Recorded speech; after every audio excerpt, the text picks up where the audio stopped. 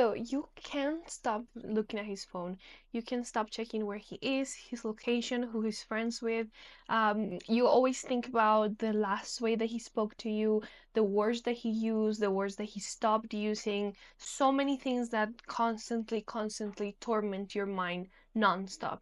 That used to be me when I was younger, and I feel like there's a lot of women nowadays that suffer from the same thing. And honestly, when it came to my manifestation journey, to the journey of bettering myself, getting everything that I want in my life, this was one of the things that definitely made the most difference. And that was healing my attachment style. So I'm sure that if you're looking at my video, you're probably familiar with this theory about attachment styles. Basically, to give you a quick summary, there's some people that are secure, there's some people that are anxious, and there's some people that are, I don't recall what's the other one, but it's like avoidant. Yes, avoidant is the word. And there's some people that are avoidant. Avoidant essentially is under any circumstance where they feel unsafe, they just take a step back. Now, the anxious one is very different. They take a step forward. They want to be closer, solve things right now. They need to have it all, they need to know it all, and they need it now. As you can imagine, this really tires the mind. I can tell you, I was always tired. I was always sad. I was always worrying. There were so many things on my mind that were very difficult for me to coincide. And that's so sad because as young women, we have so much time, so many things in our hands to put towards our dreams. And spending our 20s, early 20s, being anxious, being sad, or going after somebody, in this case, probably a man, because this is relationship attachment styles, that is such a waste of time. Let me tell you, that's such a waste of time. And I'm very happy that I managed to just completely get rid of this before it tormented my life any further. So, no matter what your age is, no matter what your situation is, I highly encourage you to continue doing research on how to heal your attachment styles. Today I have my notebook here. This is my journal. This is what I use every day to write almost everything. And this is what I use to plan this video. Today, I'm going to talk about how I healed my attachment style, which I am a master of. Now, I'm a completely different person. I can tell you this is something that I feel very confident about because it's just, I can tell how it's night and day between who I was and who I am right now. And this is what I did, some of the tips that I can give you today so you can take some steps towards feeling better yourself as well. Okay, so I have here the number one thing is understanding the root. So most of the times they will tell you it's something about your childhood, it's something that happened to you, it's probably a previous relationship that traumatized you. All of this is true. There is always a source. Now, be very careful with the following. Do not dive into the source too to go deeper or to dwell in it because sometimes we can be addicted to that suffering. We can be addicted to our trauma. We think that it makes us a bit more important, a bit more worthy if we were cheated on, or this is a bit of a wild concept, but you can see a lot of people do this. They're like, well, he treated me bad, and then your friend tells me like, yes, my boyfriend treated me even worse, and then you get into a competition of who has suffered more. Now, you can do this with yourself too. You don't do this only with your friends or with your family or with your circle. When you go into your trauma, you can start validating it and taking it as a prize. So when you go into the root of your anxious attachment style, I encourage you to look at it from an outsider perspective. So think about it like there is two sides to you. There is one side that is the perfect ideal woman, the woman that feels happy, is confident, and that we can call it your soul. So you have your soul and then you have your body. Anxiety and all of these bad feelings, they reside in your body. They don't reside in your soul. So when you take a look at your attachment style and the root of it, you can see it as your soul looking over your body. So your body has endured some trauma, and that is the root of it. All right, what does your soul see there? What was the reason? How does your body feel? And there's one thing that is also was very difficult for me to coincide or to understand, and is that sometimes you are the problem. Let me give you an example. I know a lot of advice when it comes to relationships is simply dump him. And I had a lot of trouble with this advice. Before I manifested my husband, before I got this one person that I really, really loved to marry me, I remember I thought he was a problem. I always thought that he simply wasn't romantic, he wasn't respecting me, he wasn't all of these things. I was constantly telling myself that he didn't love me, and I would look for validation of that, of those reasons that he didn't love me. Hence why the addiction to looking at his phone, looking at what he's doing, who he's talking to, what he's thinking, the words that he uses, all of those things that I mentioned at the beginning, right? Now, I realized that he did love me. He did plenty of things to make me feel loved, but I was just very blind to it because I was living in anxiety, as the name says it. Now, this is something that comes with time and with practice, but in that route, you're going to realize that sometimes the route can be you and not the other person. And you are the only thing that you can control. You can control the way you think, you can control the way that you feel. You cannot control them or the way that they express their love. Now, spoiler alert, when you work on you and when you take care of that area, I assure you that the other person starts changing as well. It's something magical, godly, divine, mystical, whatever you want to call it. It's something, it's a law, and some people call it the law of attraction, but it is a law of the universe, and it's something that will happen. So any effort that you put towards yourself, don't worry, it's not being wasted. This effort will come back towards you. Now, number one was looking at the root. Looking at the root is an effort towards yourself. It's something that you do for you. It's something that will help you. Never look at it like your suffering or your trauma is a prize or is something good. It may be something good because it's leading you in the right way, but don't dwell too much on it. Don't feel like you need to validate it, see it, rehearse it, remember it, and you know, don't put the knife even deeper in your heart. That's not really what we want. Now, if your current relationship is filled with this anxiety, filled with this poor feelings, all of these things that you want to get rid of, there's two things. It could be something that happened in the past with one of your relationships, or it could be something that happened here in this relationship, something that he did. So, in some cases, the current person that you're trying to heal your anxious attachment style from is the person that hurt you. And that is difficult, that is really sad. I'm sorry if that is the situation that you're on, but you have two options. Whether you like it or not, there are two options. Option one is you forgive and leave, and option two is you forgive and forget. There is no option three. You cannot keep the resentment and stay. You cannot keep the resentment and leave because ultimately that will damage you even more.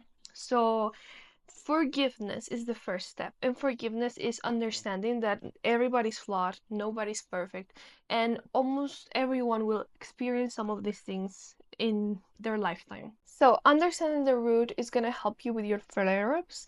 Because for me, I don't know for you, but for me, it came in waves.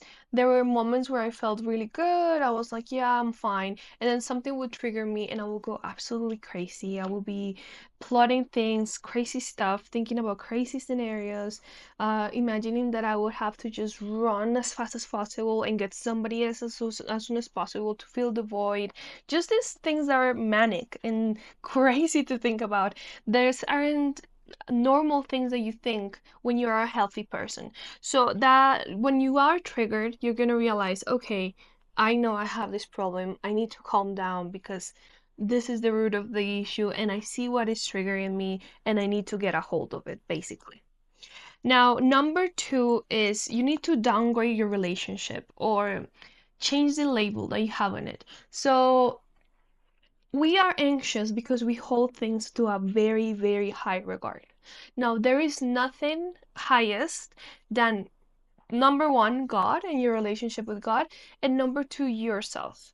You are put on this earth to take care of you, your soul, the vessel, that is in your heart. So you always have to put yourself first. And this is very common advice that you get from self-help gurus, from therapists, from psychologists, from many different professionals that know that this is the key. Now, why is it so difficult to actually understand it and to take it into your heart? And it's because we always have something else that we think is more important. If you're really anxious about this person leaving you, chances are that you think this person is more important than you, or that this person is the most valuable thing that you have in your life. When you are anxious, life doesn't work as we would like. It's not like normal life, normal feelings, normal experiences. Everything is just maximized by 10. So if you're sad, you're sadder, you're depressed, you're in a hole of despair. If you're jealous, you're not just like kind of not trusting what he's saying, but you're actually thinking that this person is going to come and marry this man and take him away from you, and he's going to be humiliated and he's going to be awful, and that you're going to suffer, you know? You get what I mean? What I mean? We always fatalize. We always take things to the next great terrible step.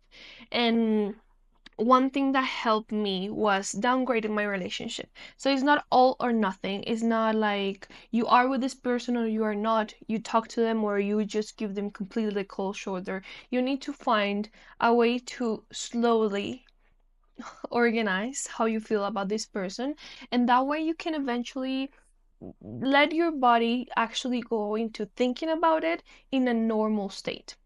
So let me give you an example of this. If you have a boyfriend that you live with, now you're gonna think of him as a roommate.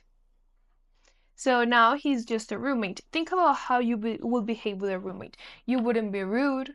You wouldn't be demanding. You wouldn't be constantly wondering what he's doing or upset that he did this or that. You would be more like, well, they're their own person, I am my own person, and I am cordial with them. I like them. I may love them as a friend or as a person that deserves to be loved or as a person that I hold in a high regard, but not necessarily it is someone that is completely tied to my life or that is going to impact my life tremendously in the next years or in the next months. It's just somebody that I respect and I treat cordially. And this is going to help you get out of that state of, I am going to give him the cold shoulder, I'm going to give them the silent treatment, I'm going to ghost him, or I'm going to say this precise, perfect phrase that is going to make him feel really jealous. So just treating him as your roommate and trick your mind. Just repeat it like, how would I treat my roommate? How would I treat my roommate? How would I treat my roommate? You go into it and then you kind of relax your nervous system. You don't have to overthink it because you know how you would treat somebody like that. So you can default to that feeling and that way of treating him. This helped me a lot, and you can apply it to anything. If it's just a boyfriend that you don't live with, then think about it as like a friend, friend that you like, that has been in your life for a while. How would you talk to them? Would you respond to them? How would you have your interactions? How much would you worry about them? Yes, I worry about my friends, but they are their own people, and I let them do their own thing, make their own mistakes, and that's perfectly fine. If it is your husband, which is, we get into trickier territory. If it's your husband, you can think of it as your boyfriend. So as you know, when you have a boyfriend, you're supposed to be somebody that may be in your life forever, may not be in your life forever. He may be the one, he may not be the one. You still treat them with love and respect and with certain degree of decency and playfulness and flirtiness, and you're nice to them, but you're not so terribly worried about what happens because it's not really somebody that you are sure is going to be in your life forever. All right, so let me continue here. Aside from downgrading the relationship, this is going to help you find a new source for your love. So I wouldn't say that when I have a roommate, I'm complete. Of course not. I wouldn't say that when I have a boyfriend, I'm complete. Of course not. But sometimes, for some reason, if we're extremely anxious about a relationship, we think that that person is complete in you. This is a thing that is very easy to fall into, and I don't know why so many girls nowadays fall into this. This isn't a healthy way of thinking. Now, I want you to force yourself, once you have calmed down, once you know, well, let me just think of this person as a roommate, as a boyfriend, as a friend. Once you have calmed down, think about it like, what would I do right now if I wanted to have fun? I'll probably go out, I'll probably go shop, I'll probably go watch a movie, walk in the park, work out. So find something that is going to be a source of fun for you and pour that much love into yourself as possible. Once you don't have a living boyfriend anymore, but you have a roommate, you're going to be left with a lot of love that you want to give. And you want to give that love. And for me, that was one of the biggest issues. I wanted to give so much love and I didn't know where to put it. I was like so pent up and I couldn't trust him to give that love to him because I knew he wouldn't react well to it because I wasn't regulated. And when a woman is not relaxed and confident in the love that she's given, anything that she gives feels like a burden. It feels uncomfortable. It feels like she's trying to penetrate the relationship, and nobody wants that. At least no healthy man wants that. So all of that love that is left there, pour it onto you. So if I'm thinking, I would love to cook a meal for him right now, go and cook something for yourself. If you think about, well, I wonder what he's doing right now, think about like, what am I doing right now? I'm doing nothing. I'm sitting in my bed thinking about him. That's absolutely crazy. What am I doing right now? I'm taking a walk. I'm going to go out and see the birds. I'm going to put on a show and my favorite face mask on, and I'm gonna have fun. So even if it takes a bit of effort at the beginning, do that and pour the love into you. It's gonna do wonders, I assure you. Now, make friends with the idea of losing him. I have this as a sub point on downgrading the relationship, but this also helped me a lot. So, you want love. You want a husband, you want a partner, you want somebody that you can trust, love, adore, and be happy with it. You want to stop thinking about what he's doing. You want to stop being anxious about what's on his phone, if he's talking to other girls or whatever. That's what you want. What you want is what you want, independently of who he is. So, what I would do is that I would imagine the ideal scenario. For me, the ideal scenario was being married, happy, never worrying about other girls, never worrying about what he was doing, whether he loved me or not, or if he was thinking about spending his life with me or not. I had a lot of insecurities around that. Now, that was my ideal. I just wanted to feel safe in a committed relationship. Now, I imagine myself in a committed relationship. And then I would imagine his face. So it's him. He's giving me that committed relationship. Great. Wow, I will feel amazing. I will think, finally, yes, that's him. Amazing. I love him. I want him. Whatever. Now I would change his face for a different face of a man. Doesn't have to be somebody you know, just someone, a different man. And I'll put his face in. And I'll think, okay, this is my partner. I feel committed, loved, cherished. This is the man that I'm gonna marry. I'm fine because I get what I want.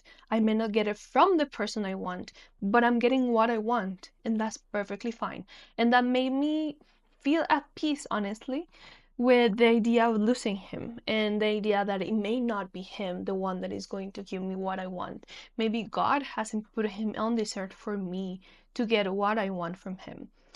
Now turns out it was him. Once I healed, once I worked on myself, once I had a closer relationship with God, everything changed completely, and I ended up being able to manifest actually the man that I wanted in ways that you cannot even imagine, even to the smallest details. This man is a completely new man, and I just feel so blessed. There's no day that I don't feel blessed. I was reading my journal the other day, and I think I'll make a different video about that, but I cried like a baby when I read what I used to think about a few years ago and what my life is now. It's just a complete different thing. All right, now let's move on to number three. Number three is be delusional to calm your nervous system. I have so much to say about this. So, nowadays, the law of attraction community, the spiritual growth, the manifestation community does a lot of this fake it till you make it, be delusional, and it will just come. In some scenarios, yes, that works. Once you want to manifest deeper things and you want to get deeper things into your life, not like $100 or like um, I don't know, a new job or small things like that. Once you want to have the real deal, like a complete, full, amazing marriage, perfect children, once you want to have the fulfilled life, not only material things, but actually the feeling of fulfillment, then is when you have to start doing deeper work. But it is important to have calm nervous system. This is where I give whole credit to all of the law of attraction people and all the coaches that tell you to just fake it and believe that it's true and then it will just happen. I did this a lot. I would, if I was very worried about where he was, like where is he right now? Why isn't he answering? What is he doing? Is he with someone else? Is he whatever? I would start doing the opposite of having the worst scenario possible, and I would inverse it to the best scenario possible. So I'll be like, well, he's probably just out there buying me flowers. Yes, he's probably out there just talking about how much he loves me. He's probably just so deep in thought, thinking about how I'm the woman of his dreams. Whatever. You would just build the craziest story until you felt like it was actually true. And this would calm my nervous system. Even if it was a bit, I felt a bit ridiculous at times. I didn't fully believe what I was telling myself, but I would just say it, imagine it, visualize it. I would put it in my mind so deep until my nervous system had no choice that to calm down. And this helped me because from a calm nervous system, you can actually take a step into thinking about things rationally. You can think about, well, now I'm gonna do number two, which is pouring love into myself. So once you're calm and collected, you can actually take better steps than when you are just so all over the place and fatalizing and thinking about all these crazy scenarios that put you in your fight or flight mode.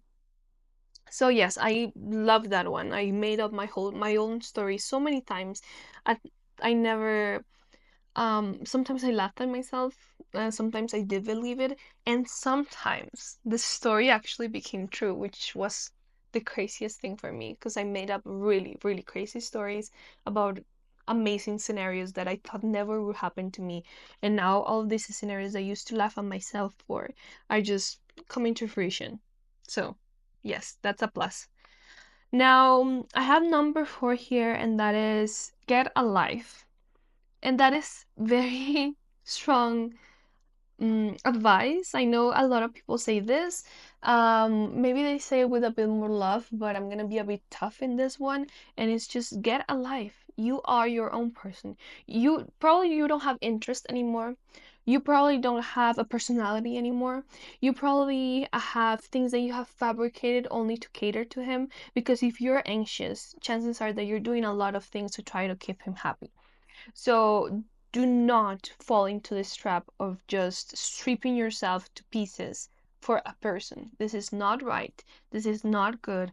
This is not going to make you happy in the long run. You are going to regret it when you're 40, 50, 60, and when you realize you never got a life of your own. So get a life. Go back to what lit you up as a child. We always had something that would make us feel amazing when we were children. For me, that was writing stories. I loved writing stories. So I remember when I was in the one of the most darkest times of my life regarding to my anxious attachment, I felt like I needed something to pour my passion and my time and just sometimes even just uh, taking space in my mind. I needed something else to take space in my mind. So I went back to writing after I don't know, maybe 15 years of not doing it, which is maybe not 15, but let's say 10 or 8 or whatever. It's a lot of years without doing it. And I felt a complete change. I felt how my character started developing more. I felt how I was a person again. It feels like an awakening. So wake up and get a life of your own. Nobody worth saying is gonna leave if you start just doing your own thing. You don't do it to be rude. You don't do it to make him wake up. You don't do it to make him realize what he's missing out. You do it for you because it is your life. So, what are you waiting for? Now, I have number 5 here, and that is keeping yourself in check. This is a constant thing. At the beginning, it was a lot of work for me.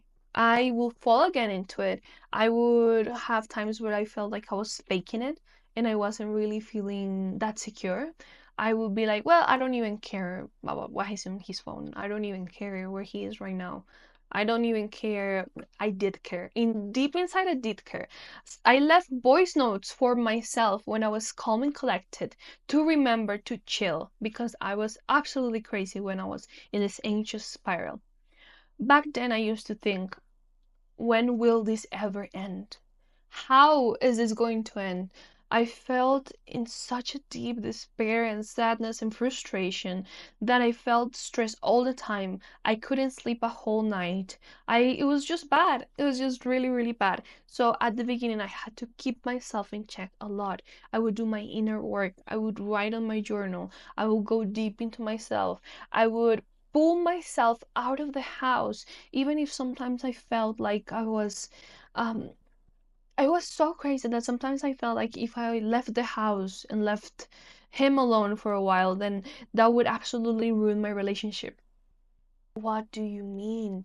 It was a really bad anxious attachment, and I just now realize how that is absolutely insane. You don't deserve any of this. So put in the work. It's going to be difficult at the beginning, but you can do difficult things. You are able, totally capable, and equipped to do difficult things.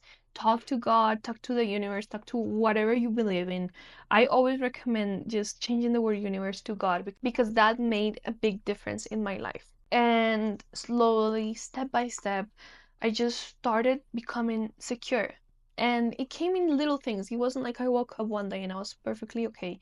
It just came in little batches of, well, suddenly I don't feel the urge to know everything about what he did. Suddenly I don't question everything that he said and think that it was a lie. Suddenly I don't, you know what I'm saying? I started seeing little things. And one day I was sitting having my tea of the morning and I realized, wow, I am a completely new person. I do not have any anxiety whatsoever around this person anymore.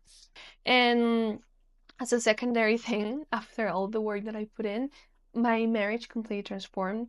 My relationship went from what I thought was a complete chaos into what I think now is the optimal, most wonderful, most secure, committed, romantic relationship that I had prayed for so many times throughout my life. Before meeting him, while I was with him, it has exceeded my expectations.